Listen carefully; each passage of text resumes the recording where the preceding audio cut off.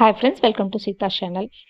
நம்ம இவ்வளோ பக்குவமாக நம்ம குழந்தைங்களுக்கு பண்ணுவோமா என்னன்னு தெரியல. பட் நான் எலியை விரட்டுறதுக்கு ரொம்ப கஷ்டப்படுறேன். ஒரு 5 நிமிஷம் கரண்ட் போயிடுச்சு அப்படின்னு சொல்லிட்டு வாசக்கதவை திறந்து வச்சா உடனடியாக எப்படி தான் வருதோ தெரில, கரெக்டாக எங்கள் வீட்டில் வந்து நுழைஞ்சிடுது. அதுக்கு தான் அந்த தேங்காய் சொட்டுக்கிட்டு இருக்கோம். அதுக்கப்புறம் அந்த சிங்க் வந்து கிளாகு. நான் இந்த 2-3 விஷயத்தை எப்படி சால்வ் பண்ணேன் அப்படின்றது தான் இந்த வீடியோவில் சொல்ல போகிறேன். அந்த சிங்க் கிளாக் எப்படி நான் ரிமூவ் பண்ணேன் அதை உங்களோட ஷேர் பண்ணிக்கிறேன்.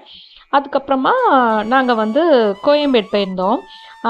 இதெல்லாம் இவ்வளோ க்ரீனாக தெரியுதில்ல, ஆக்சுவலி இது இவ்வளோ க்ரீனாகவே இல்லை. மேலே வந்து க்ரீன் கலர் கிளாஸ் பேப்பர் வச்சு லைட் போட்டிருந்தாங்க.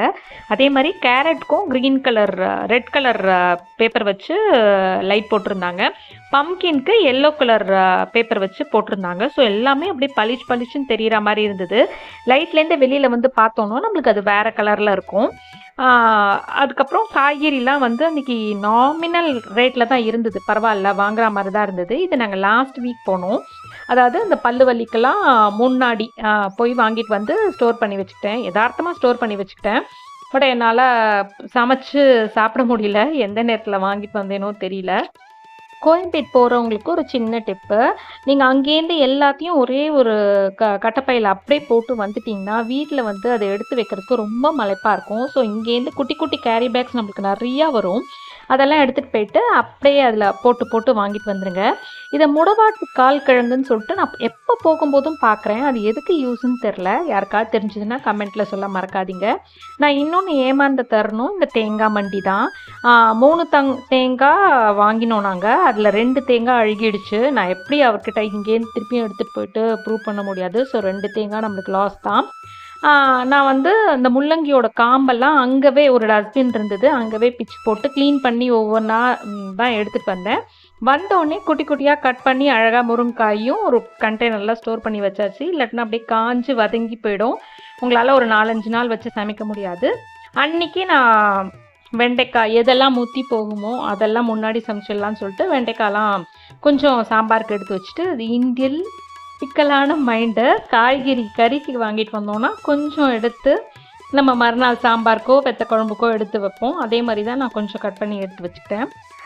இது வந்து குக்கிங்க்கு இப்போ தான் பிகினர் அப்படின்னா இந்த மாதிரி புளியை கொஞ்சம் எக்ஸ்ட்ராவே ஊற வச்சுட்டு வெந்நீர்லேயோ இல்லை பச்சை தண்ணியிலையோ, ரொம்ப டைம் இருந்ததுன்னா பச்சை தண்ணியிலேயே ஊற வைங்க. ஏன்னா வெந்நீர் வந்து கொஞ்சம் சீக்கிரமே யூஸ் பண்ணணும் புளி தண்ணியை.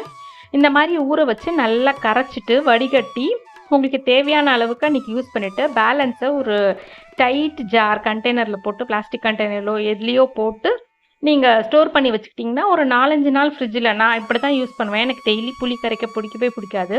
ஸோ இப்படி கரைச்சி நான் ஃப்ரிட்ஜில் ஸ்டோர் பண்ணிவிடுவேன். என்ன ஒரு சமைக்கிறதுக்கு ஒரு 1/2 hour முன்னாடி நான் எடுத்து வச்சேன்னா அந்த சில்லுப்பு போயிடும். எனக்கு சமைக்கிறதுக்கு ரொம்ப ஈஸியாக இருக்கும். இது என்னென்னா நம்ம வீட்டு வாண்டு சின்னது தான். டேகு, பென்சில், இன்னொன்று காட்டுறேன் பாருங்கள். அந்த பென்சில் அவன் எதுக்கு யூஸ் பண்ணுறான், எப்படி சீவினானே தெரியல. அவ்வளோ சின்ன பென்சில். கேட்டால் அது நான் அழகுக்கு வச்சுருக்கேங்கிறான், காம்பஸ்க்கு யூஸ் பண்ணுறேங்கிறான், என்னவோ கதை சொல்கிறான். இந்த மாதிரி பென்சில்லாம் எதுக்காக அவன் வச்சுருக்கான், எப்படி சீவினானே எனக்கு தெரில. ரொம்ப ஷாக்கிங் அண்ட் சர்ப்ரைசிங்காக இருந்தது. இத்தனைக்கும் அவ்வளோ பென்சில் பாக்ஸ் அவனுக்கு வாங்கி கொடுக்குறோம். பட் இந்த மாதிரி குட்டி பென்சிலில் அதுக்கு ஒரு சந்தோஷம்.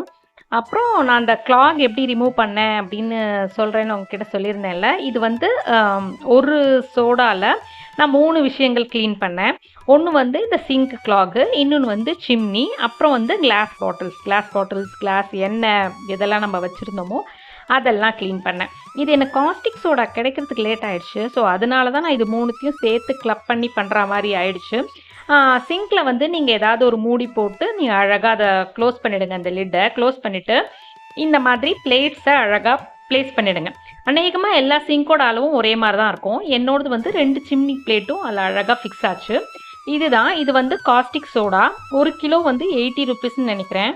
எல்லா கெமிக்கல் ஷாப்ஸ்லேயும் கிடைக்கும். இது வந்து டபுள் ரேப் பண்ணி தான் வரும். ஏன்னா கொஞ்சம் காற்று பட்டுச்சுன்னா கூட அது அப்படியே கரைஞ்சு போயிடும்.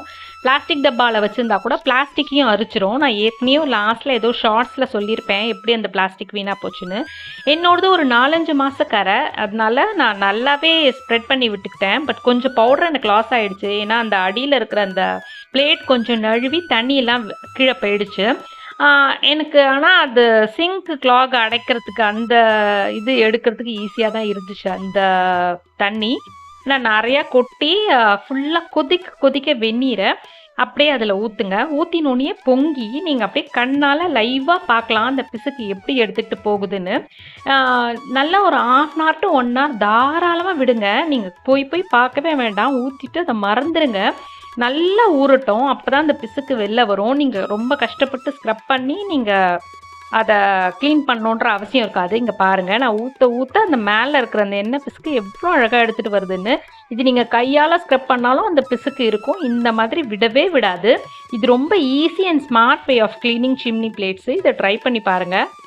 நான் அந்த ஃபஸ்ட்டு பேட்ச் வந்து சோடா போட்டேன். அது தண்ணி வந்து போயிடுச்சுன்னு சொன்னேன்ல. நெக்ஸ்ட்டு பேட்ச் போட்டேன். சரி வேஸ்ட் பண்ண வேண்டாமே அப்படின்னு சொல்லிட்டு நான் அதுலேயே இன்னும் கொஞ்சம் தண்ணி ஊற்றிட்டு பாட்டில்ஸு, எண்ணெய் ஜாடி அதெல்லாமும் அதுலேயே ஊற வச்சுட்டு இன்னும் கொஞ்சம் தண்ணி ஊற்றினேன். அது ஃபுல்லாக ஒரு 1/2 இது வர அளவுக்கு தண்ணி ஊற்றி நல்லா ஊற வச்சிட்டேன்.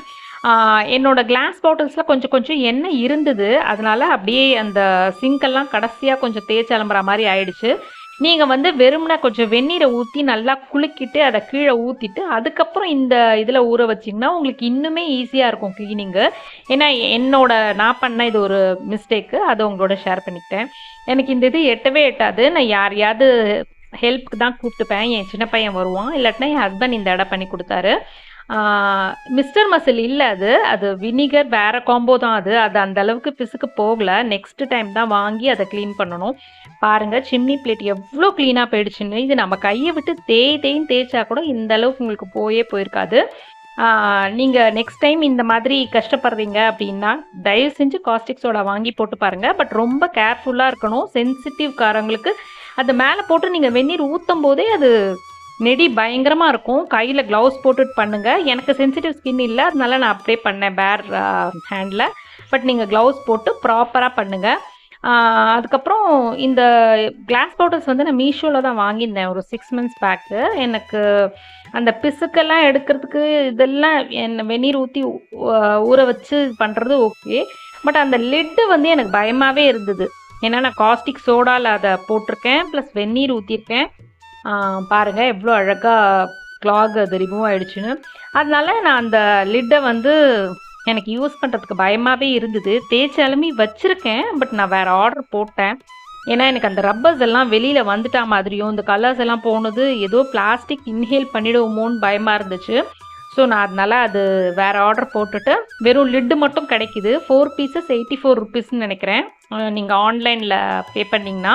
கேஷ் ஆன் டெலிவரினா 105 ஏதோ போட்டிருந்தது. பாருங்கள் இந்த சில்வர் டப்பாவும் பிசுக்கு போக எவ்வளோ அழகாக. இதில் தான் நான் எண்ணெய் வச்சுருந்தேன். ரொம்ப பிசுக்காகவே இருந்தது அது. நான் கிட்டத்தட்ட 20 days அது தேய்க்கவே இல்லை. சூப்பராக போயிருந்தது. நான் டேட்டும் என்னைக்கு இது க்ளீன் பண்ணேன்றதை டேட்டையும் எழுதி ஒட்டிடுவேன். இதுவும் ஒரு நல்ல பழக்கம். இது வரைக்கும் ஃபாலோ பண்ணாதவங்க இது கூட நீங்கள் ட்ரை பண்ணி பார்க்கலாம். ஸோ தட் உங்களுக்கு அது ரிமைண்ட் பண்ணிக்கிட்டே இருக்கும். இந்த வீடியோ இதோட முடியுது. வீடியோ பிடிச்சா லைக் பண்ணி ஷேர் பண்ணி கமெண்ட் பண்ணுங்கள். இன்னும் சேனலை சப்ஸ்கிரைப் பண்ணலன்னா சப்ஸ்கிரைப் பண்ணிக்கோங்க. பாய்.